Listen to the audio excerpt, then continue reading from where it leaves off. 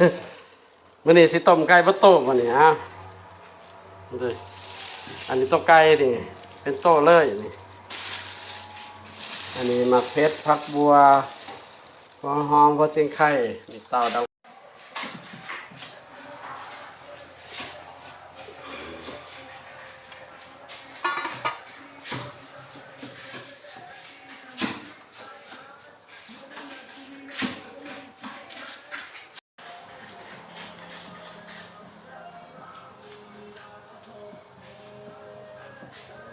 กินหอมกินหอม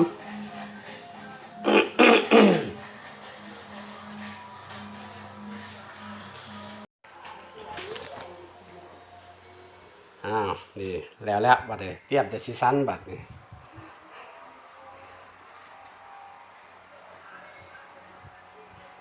เสียดายแต่เขาน้อยโพดเขาไม่ติบเดียว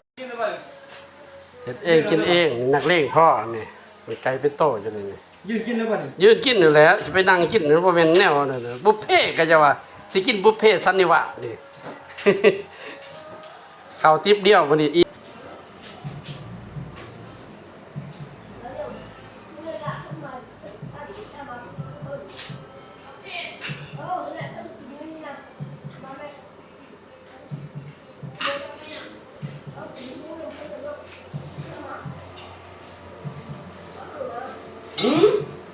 ไปกินไปฮะแล้ว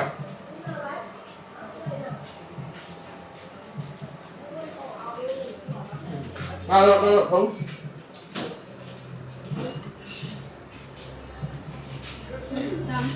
นี่นะตำยังตำตัวตำตัวมะขาไก่จะตำ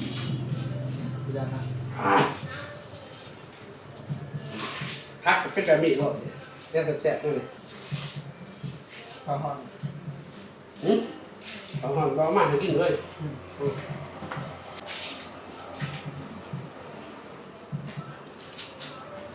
ไปเด้อตายสดได้เลย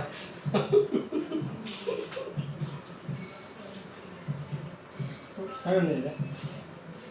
คือเลยมาแล้ว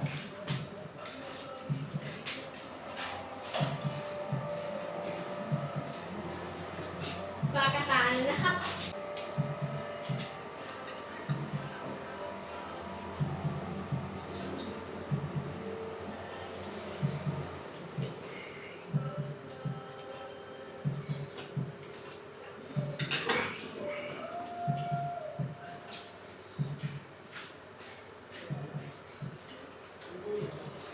นี่เพราะว่ากิโลด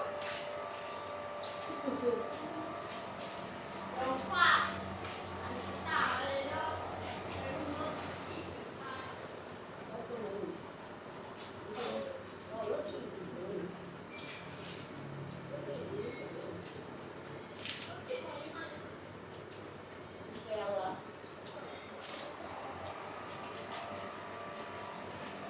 เก้าสิบห้าพัน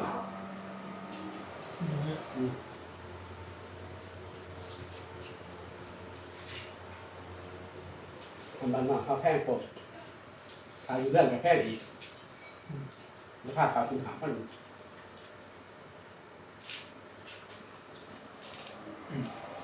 แต่อย่าพอเล่นเนาะ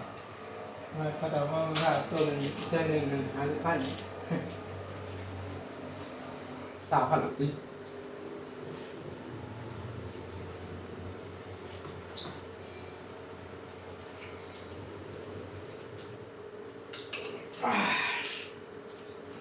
มาจับบอกเลยนี่แหละผักเนาะ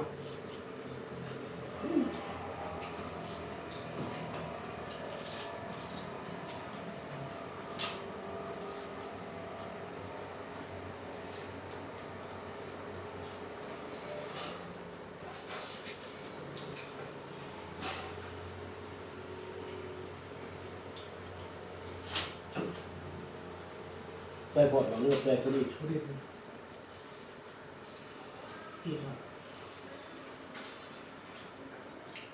กำลังเลือดพวดไหม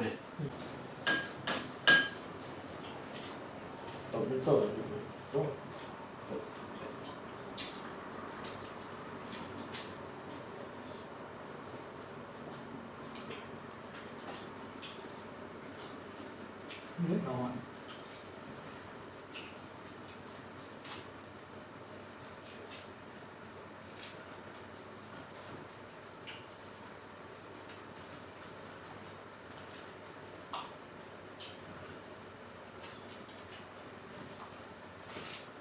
เขาอยู่ไหนก็ผมกิน